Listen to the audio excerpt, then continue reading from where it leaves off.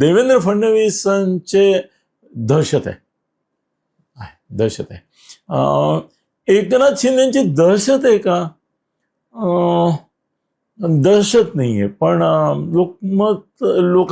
लोक भीतात का एकनाथजींना? तर मी असं पाहिलं की लोक एकनाथजींना घाबरत नाहीत, भीत नाहीत, टरकून नसतात, त्यांच्या पुढे फाटत नाही. आता हे सगळं मी एकनाथजींचं नाही असं जे म्हणतो ते सगळं हो हो हो हो असं फडणवीसांना लागू होतं. म्हणजे फडणवीसांसमोर मोठमोठ्या लोकांची फाटते, कोणाची उसवते ज्याचा त्याचा वकूफ जसा असेल तसं, कोणाची उसवते, कोणाची फाटते.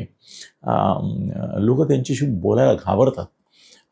फडणवीसांनी डोळे रोखून पाहिले तर फडणवीसांच्या डोळ्यामध्ये अशी काही एक जादू आहे की ते समोरच्याचा आत्मविश्वास तो किती छाती फुगून जरी आला असेल ना तरी एका नजरेत आणि एका वाक्यात खच्ची करून टाकतात.